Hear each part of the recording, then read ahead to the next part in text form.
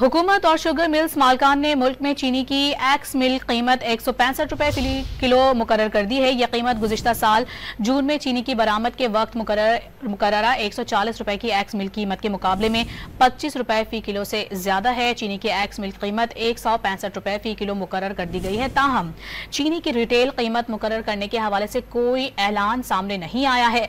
वजारत national food security ने बताया है कि चीनी की एक्स मिल कीमत 165 रुपए फी किलोग्राम मुकर्रर की गई है। तमाम सूबाई हुकूमतें इस फैसले की रोशनी में आवाम को सस्ती चीनी की दस्तयाबी यकीनी बनाएंगी। ये पेशरफ्त ऐसे वक्त में सामने आई है जब दरामद की इजाजत के बावजूद चीनी की एक्स मिल कीमत पहले के मुकाबले ज्यादा मुकर्रर की गई है। वफाकी हुकूमत ने गुज़िश्ता साल जून में चीनी की एक्स मिल कीमत 140 रुपए फी किलो मुकर्रर की थी। इस साल मार्च में हुकूमत ने चीनी की एक्स मिल कीमत 159 रुपए और रिटेल कीमत 164 रुपए फी किलो मुकर्रर की थी।